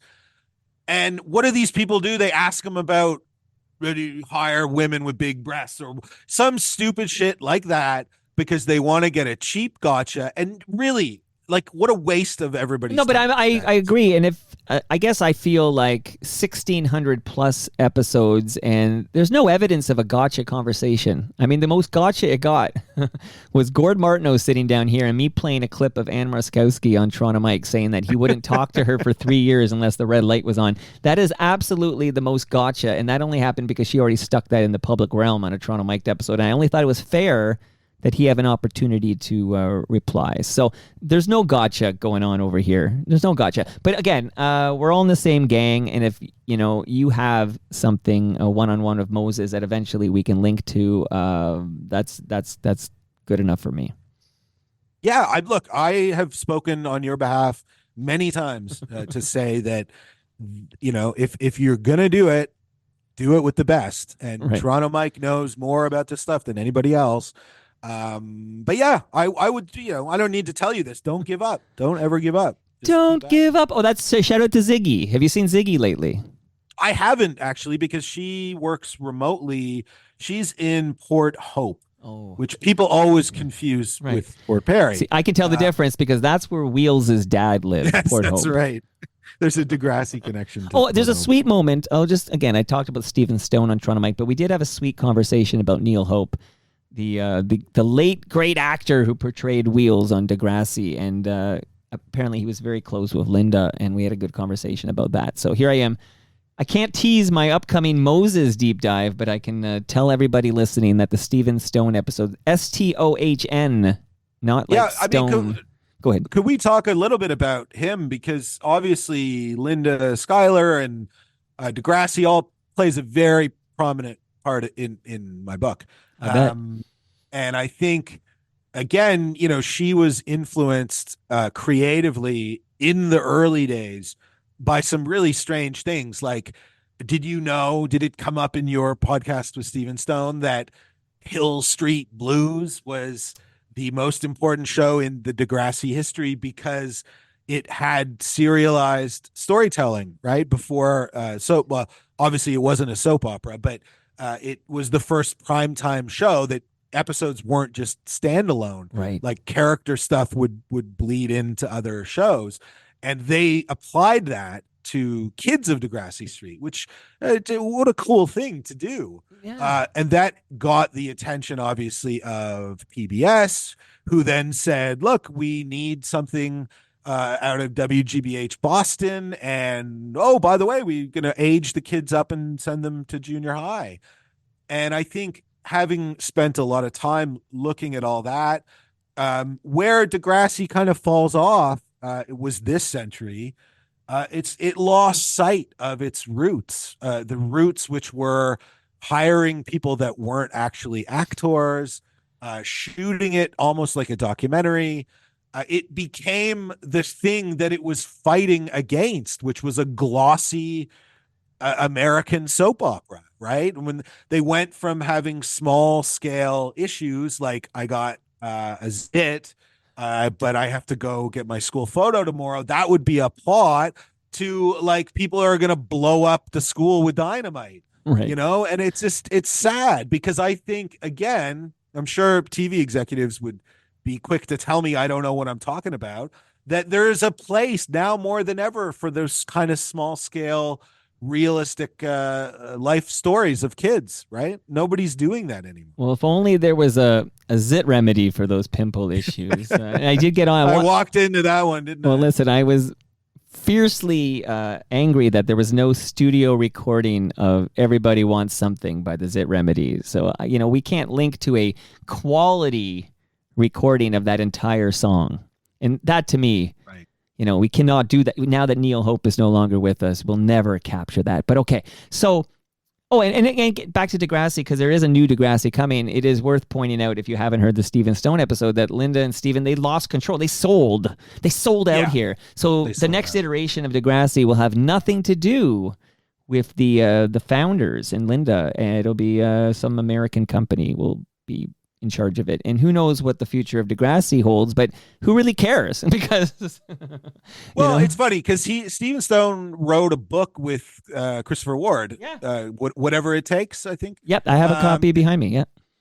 Okay, so I read that. I read Linda's memoir, The Degrassi Mother or Godmother, whatever. Right. And tons of great behind the scenes anecdotes and gossipy stuff and all that. Yeah. But I still came away thinking there's a lot of missing information here. Now, the girl who directed the film about Sue Johansson, I think her name is Linda Rideout.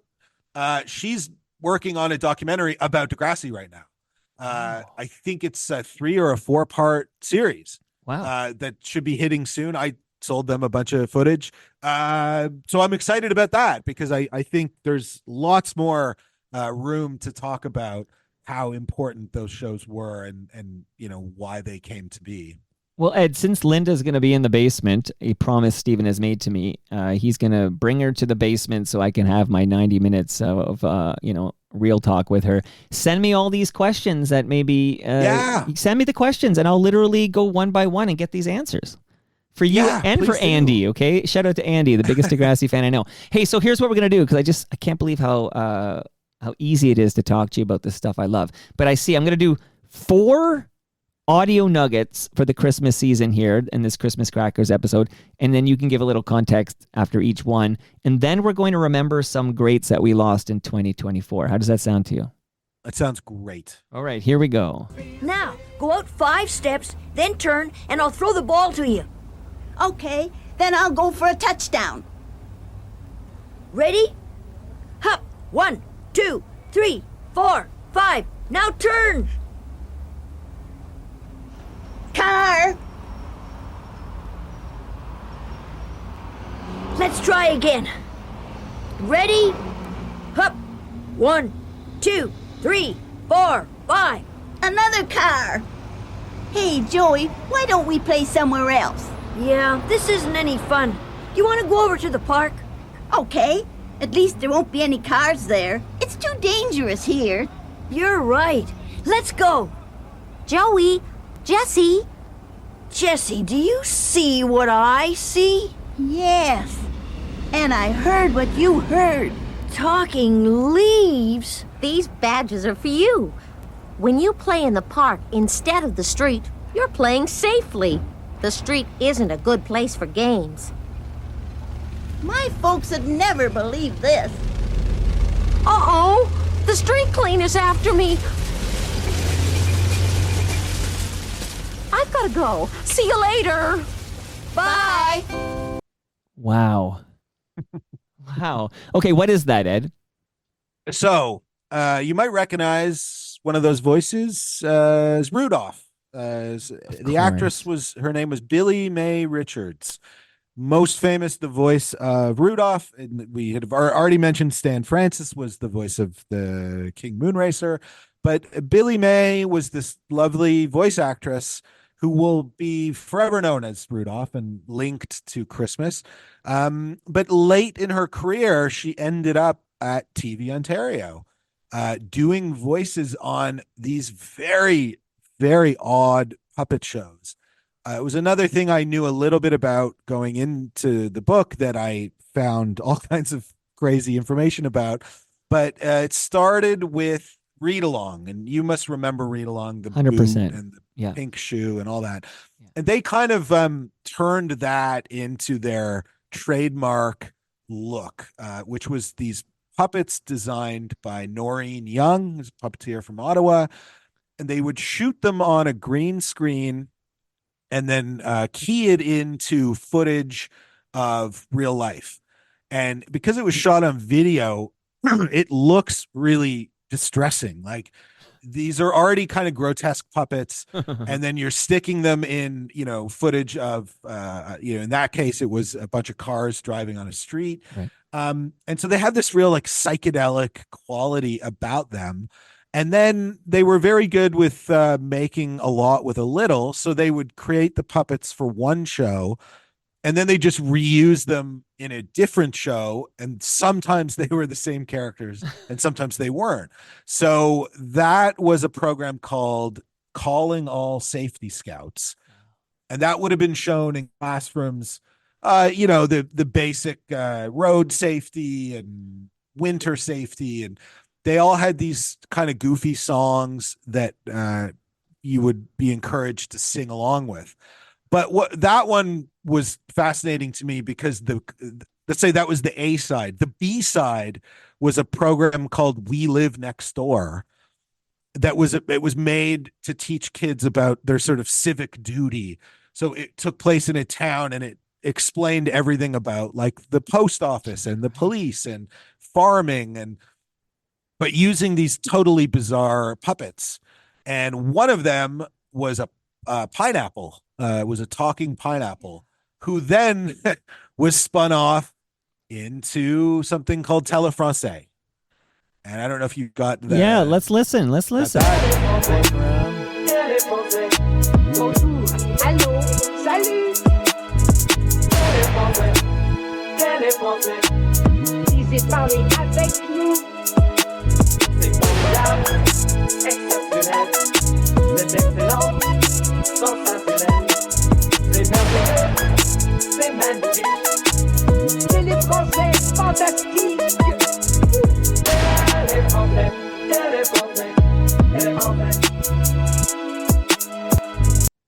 Woo! So that's my my first track on my new album, trap remixes of TV Ontario theme songs. Oh, it makes me wonder, how are things going in the world of Electric Circus? Like, is there any plans for any Gen X doc on Electric Circus? Yeah, so that was another one I was involved with, and as far as I know, is stalled / dead. Thanks to the fallout from the 299 film. Bell just said, we don't want to do any more work like this. Yeah. If you want to license footage of EC, we'll gladly charge you an arm and a leg. Wow. But they no longer want to partner. So I haven't spoken to the director in a while. I think it's dead. But that's what I alluded to earlier when we were talking about the sorry state of affairs, because there's all these subjects that I think are ripe for documentaries or for series, but there's a great reluctance to do them now because of these rights issues. Yeah, it sounds like it would be exorbitantly expensive. And I always wondered about Electric Circus, because when it comes to the Much doc, you're only dealing with one cable giant. But I feel like Electric Circus is a weird spot because it was a City TV show, and then it was on Much Music. But City TV, of course, owned by Rogers, Much Music owned by Bell. Like, would you have to deal with both? I mean, it just sounds like a nightmare to me. It would be, and we had sort of started to map that out. And I think, if you really want to talk about EC, you got to talk about Boogie, and Boogie was Channel 79. Channel 79 Productions was different from City TV. So it gets terribly convoluted. Yeah. The good news is Rogers seems to be generally less intense about these things than Bell. Not great, but not as, I guess, just pick your poison is what I'm saying. All right, so shout out to Ridley Funeral Home on the Electric Circus documentary. So many Gen X docs pop in here and there. I got to track all the ones that don't happen here. But here's a Gen X dose, and then I got a fun fact about this I want to ask you about. But let's listen to this.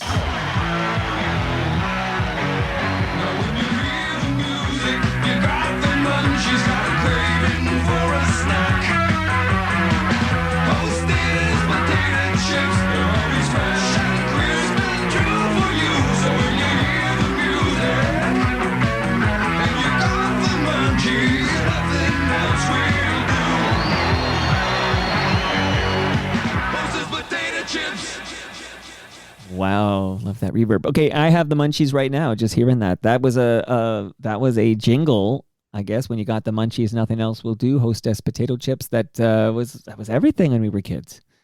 Well, and they came back. Yeah, right? okay, well, that's what I'm one going to of ask you about. I was in Nations. I was in Nations in the stockyards this weekend, and I saw munchies on the shelf. And my question is, do these taste like the munchies, the Hostess potato chips we would eat in the mid-'80s? Yes and no. There's good news and bad news. The good news is there is definitely a throwback to the flavor. There's a lot. Obviously, the market is very different now than it was in the 80s. There's no WWF stickers. There's no small bags. I think maybe that was what threw me, right? It's like back then, it was all about that little bag. Yeah, right, like it's that you 40 had cents or with lunch. 45 cents Right. or something. Yeah, it went well. Yeah. And the tinfoil bag and all the flavor that would get on your fingers. They've kind of experimented a bit. So there's popcorn munchies, and there's kind of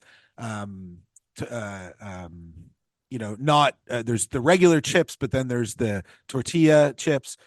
So it's quite different. But I will say this, Mike. I get brought into a lot of these things that come back. So people are looking to bring back a film or a show or whatever, and they 9 times out of 10 they fuck it up somehow. They misunderstand what made the original good.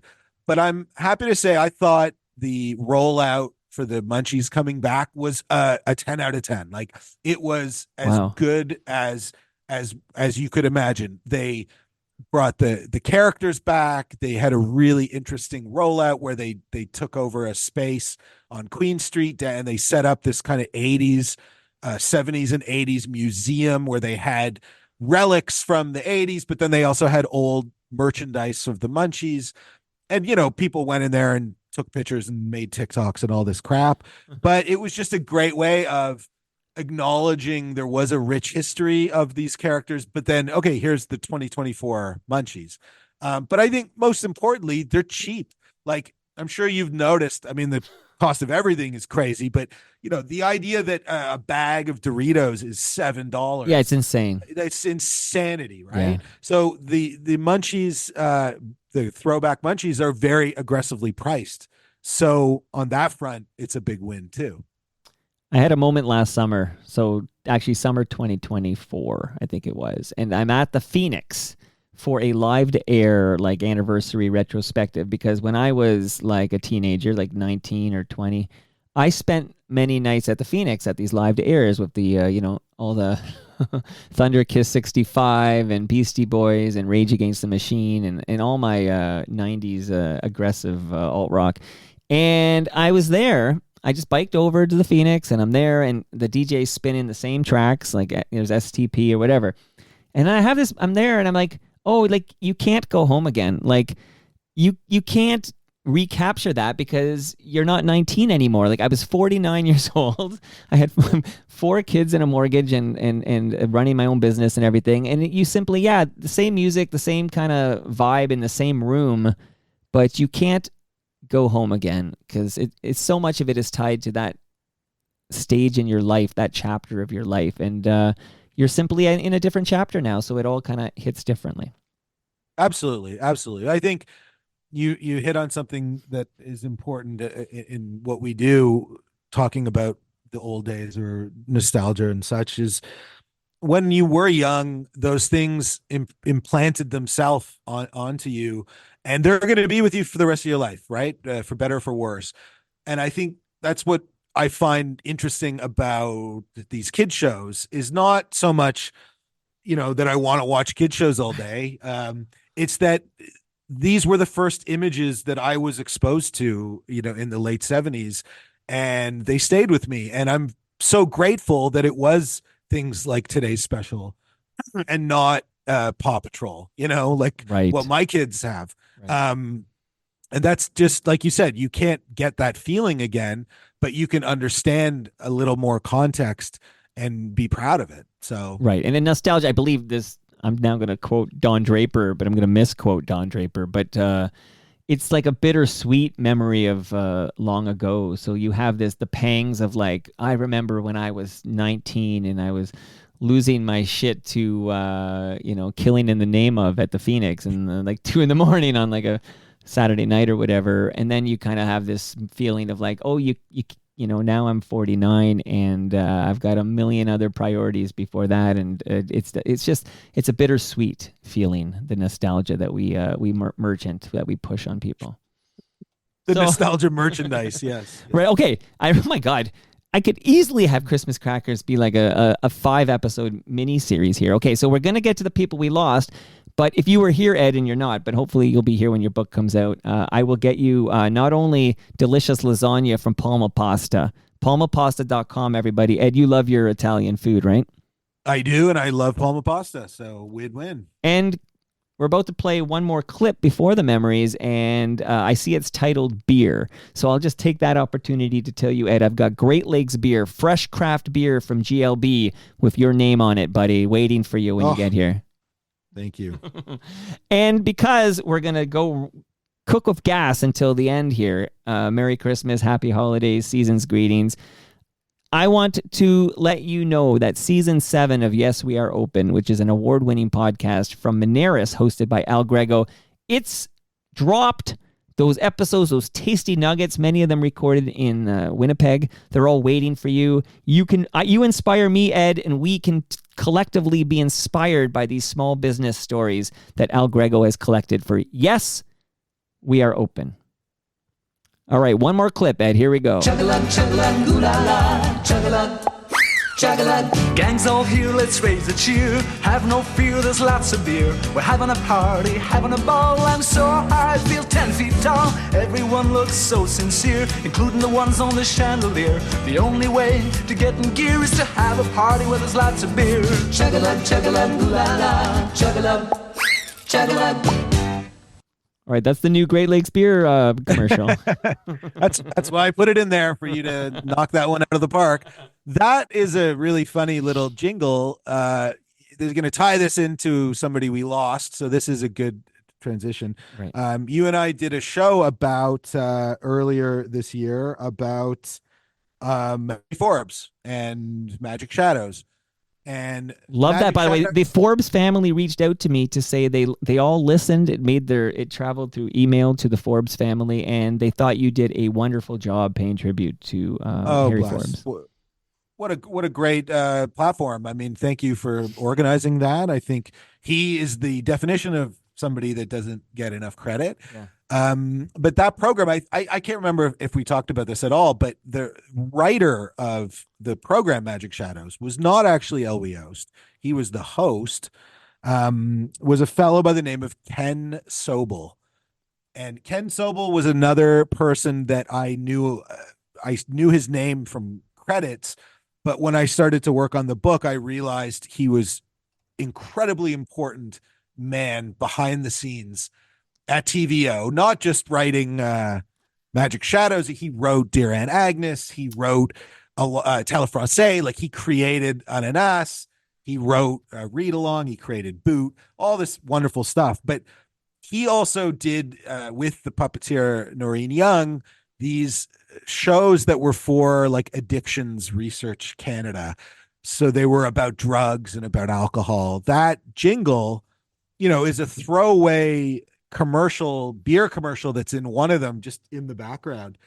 But I just love that the craftsmanship of these guys, that they took it that seriously. Like, that actually is a cool, I mean, it's a little bit tongue in cheek, right? Talking about people getting, strung up on chandeliers from drinking too much, but it's just a really cool little bit. And it's like literally in the background of this puppet show. So yeah, I mean, I think when I come and see you, when we're properly promoting the book, I'll bring more of that kind of stuff and really revel in it. Well, I love that craftsmanship. And again, it goes without saying that the FOTMs, we drink Great Lakes beer. But when we look at the conglomerates, the big beer companies, there's a jingle from Molson Canadian. This will kind of turn the page here. Shout out to Ridley Funeral Home. But we lost, every year we lose some greats, and I look forward to remembering them with you, Ed. But here's a jingle for one of the bigger beer companies. And now, for Molson Canadian, here's Shirley Harmer. Molson Canadian. Molson Canadian. Molson Canadian.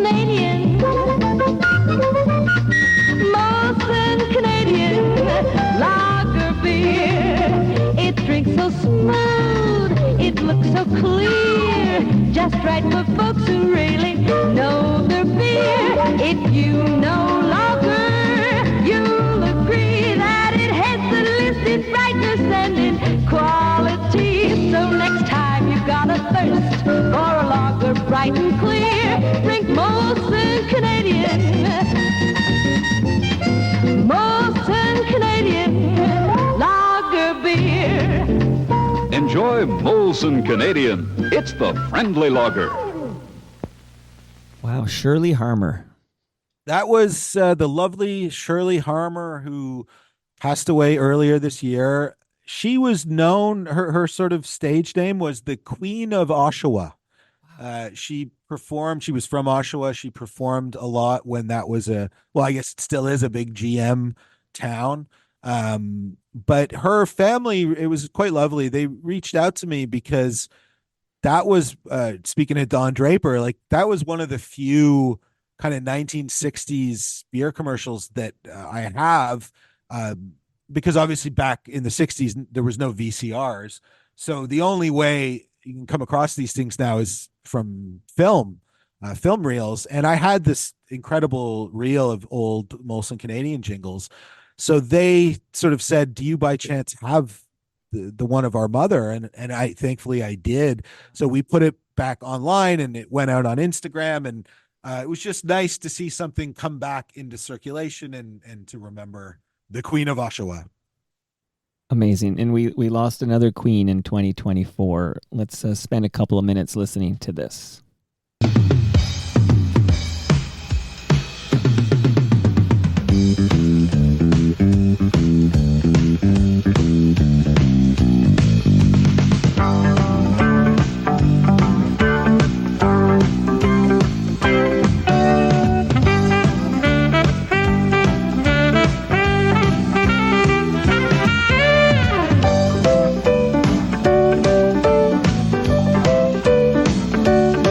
Today's special is for everyone.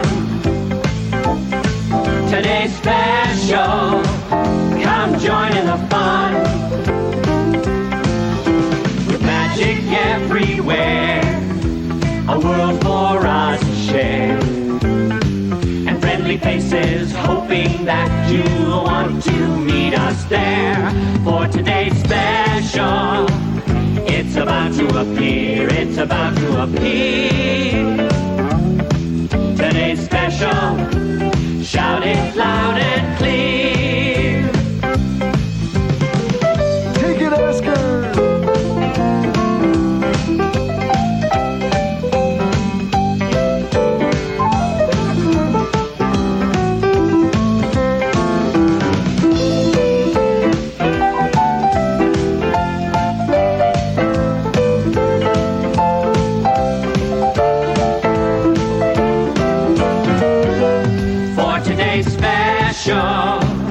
It's about to appear, it's about to appear. Today's special, shout it loud and clear. Today's special. Oh, yeah. Yeah, it's a sad one, Ed. Personally, this one hit me pretty hard. Yeah, I think it did. I think it hit a lot of our generation so hard because I mean, we talk a lot about Sesame Street, the death of Mr. Hooper on Sesame Street, but you know, I've always felt the episode about death that was produced by Today's Special with the butterfly is much more powerful because it's hits you on that personal level. So yeah, to find out that Jody had passed away was a real gut punch. And I don't think I've ever seen on anything I've posted remembering someone's legacy a reaction that I saw online with Noreen Virgin. And I think that's just because whether it was Today's Special or Eye on Toronto or any of the things that she did. I mean, she was in an episode of Littlest Hobo. She was a Polka Dot Door host. She just had this absolutely magnetic personality and everybody looked up to her like a mom. So that was a tough one. Absolutely, Noreen Virgin, and I hope Jody's jumpsuit on Twitter is okay. Cause, yeah, I mean, we were talking about everyone leaving Twitter. I didn't really answer you. Yeah. I haven't set anything up on Blue Sky because I feel like there was other places and it just I But kind you're of an want to Instagram see. guy, anyways. Really, you're an Instagram guy. Right? I'm an Instagram. I mean, really, I YouTube is my Okay, yeah, mothership, of course. But I just want to see where everything lands Sure. before I commit. There was that terrible Threads. What was that? Yeah, I hated Threads with a Garbage. great passion. Yeah, you know what? I like you, so I've been kind of looking elsewhere since Elon bought Twitter, and FOTM Hall of Famer Cam Gordon got gassed along with most of the Canadian office. But I test drove a whole whack of places to see where it felt right for me, like because I need to enjoy this shit, and I landed on Blue Sky, but. You and Jody's jumpsuit are not there, and not everybody is there. But regardless, Noreen Virgin, this death, I didn't see it coming, and I had very, very shortly before that tried my best to communicate to Noreen Virgin that I would absolutely love to have her on Toronto Mic'd, and I never heard back, and now we've lost her. So, yeah, that's a big one, and another big one too. Although I won't have a piece of audio to accompany it here, but when I graduated with my wonderful degree from U of T, I was at Convocation Hall with, I don't know, a couple of thousand other people, and Ivan Reitman did the keynote address, the late, great Ivan Reitman, and I got to shake his hand, but also on stage to shake hands of all the graduates was Norman Jewison. Oh, that's so cool. That's awesome. I didn't know that he did that. He had some title, and I forget, some honorary chancellor type title where he would be a part of all these convocation ceremonies. At least in the late '90s when I got my piece of paper there. But we lost Norman Jewison. Yeah, absolute mountain of a person. Obviously, best known for his Hollywood years, his Academy Award-winning films. I mean, take your pick. I think. My favorite of his Hollywood movies is probably Rollerball with James Caan. It's a really weird science fiction movie from the 70s, but he did all this great stuff. And then I started to become very interested in him when we were doing the exhibit with the kids shows, because, his name kept coming up as being somebody that was responsible for Uncle Chichimus, which was the original puppet that came on CBC when they started broadcasting. And it was actually Nina Keogh who said, "Oh yeah, you gotta look into him, because he gets credited with, he did all these other shows at CBC in the early days, like music variety shows and all that. But it turns out he actually kind of did all this crazy stuff with puppets." Stuff that Jim Henson, gets a lot of accolades for what he did like 2 decades later. And thankfully, Fred Rainsbury had interviewed Norman Jewison, and I was able to get that interview and go through it. And he talked in great detail about his work with the puppets. So that's all in the book. He, as you said, I mean, he's involved at U of T. He was very involved in the Toronto Santa Claus Parade. He actually saved it when Eaton's went bankrupt and tried to kill the parade. He salvaged it. So he was one of these people that, even though had a huge career in California and was big, he never lost his Toronto connections. He was, back and forth all the time. Absolute mensch of a guy. And his movie about Hurricane Reuben Carter was filmed here, and we got to play ourselves here in Toronto. And I'm often there's a place where Annette turns into DuPont at Dundas, and there's a bridge there. And I'll point out to my kids, that's the bridge where they crashed in the hurricane. So shout out to Norman Jewison. Now, a few times I mentioned the Stephen Stone episode, but that was on the heels of the Stu Stone episode. He's a fellow FOTM Hall of Famer, Ed. And I asked Stu Stone about this gentleman who, he crossed paths with many times in his illustrious child actor voiceover career. But let's listen to some Inspector Gadget. Sorry about that. What's up, Chief? Here's your assignment. The cows in Metro City area have suddenly stopped giving milk. Suspect Dr. Clore is involved. Go to Metro Dairy Farm and investigate. This message will self-destruct. Got it, Chief? Dan Hennessy. Dan Hennessy.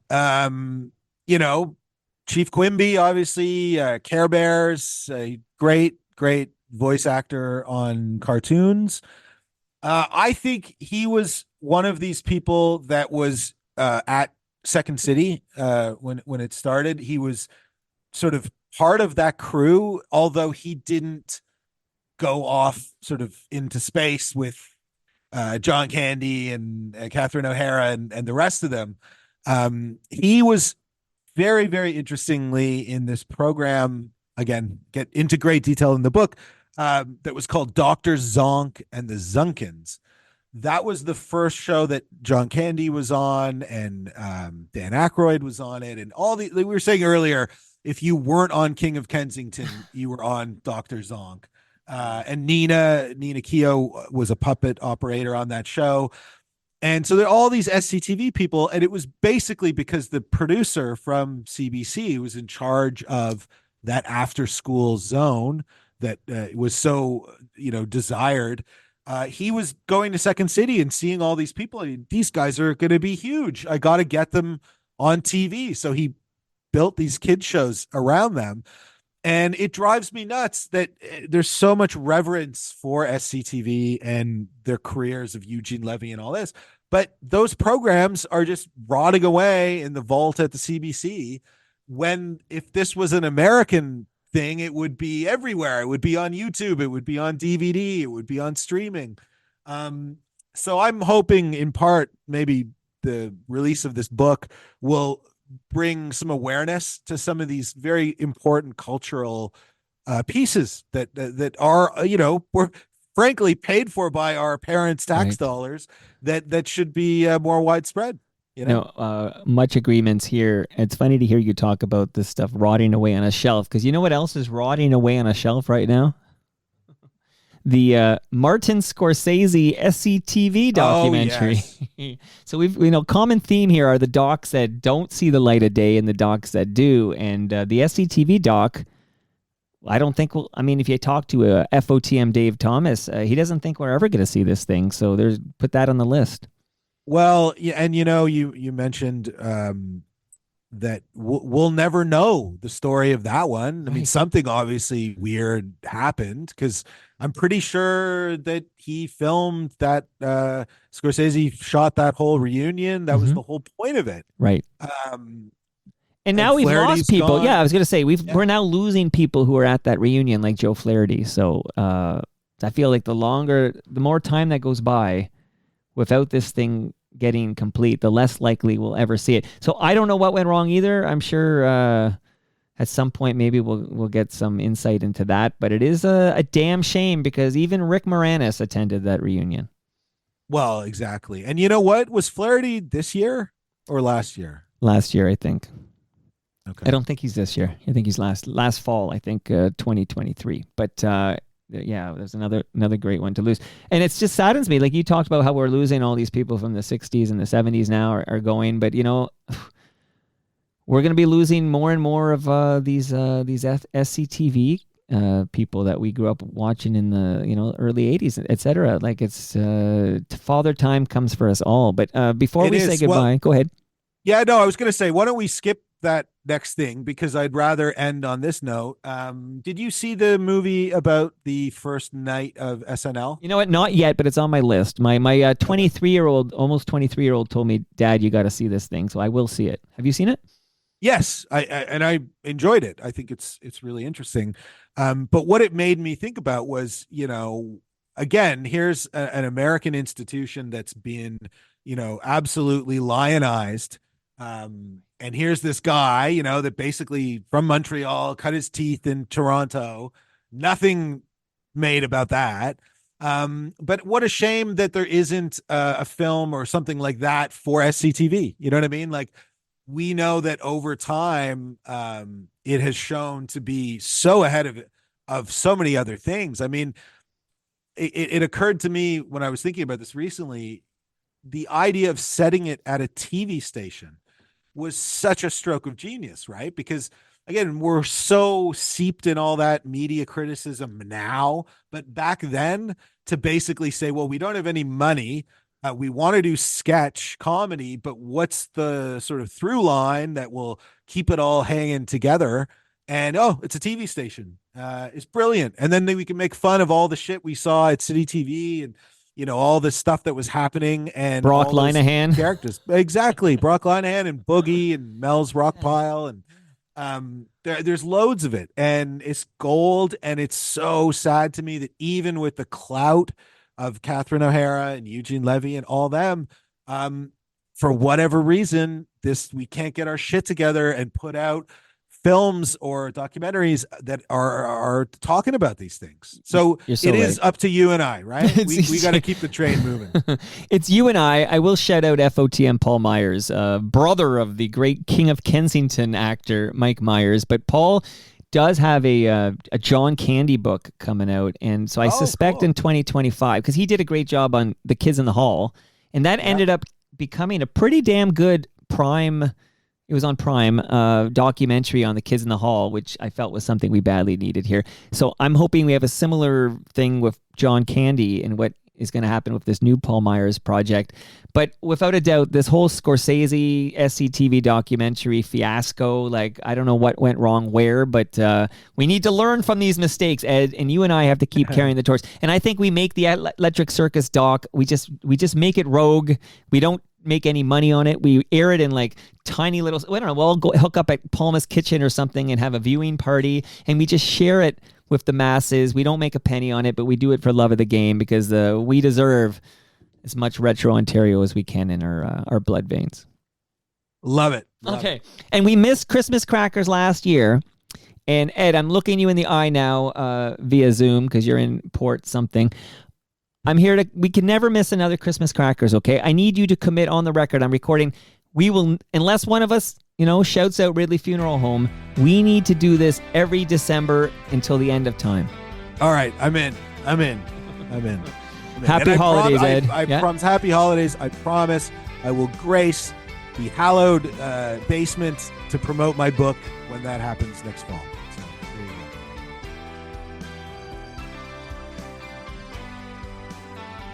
And that brings us to the end of our 1,604th show. Go to torontomike.com for all your Toronto Mike needs. Go to retrontario.com for all your Retro Ontario needs. And much love to all who made this possible. That's Great Lakes Brewery, Palma Pasta, RecycleMyElectronics.ca, Moneris, and Ridley Funeral Home. See you all on Festivus for my annual Elvis Festivus special. Try to say Elvis Festivus 5 times fast. Elvis Festivus, Elvis Festivus, Elvis Festivus. Easier than I thought. See you all then.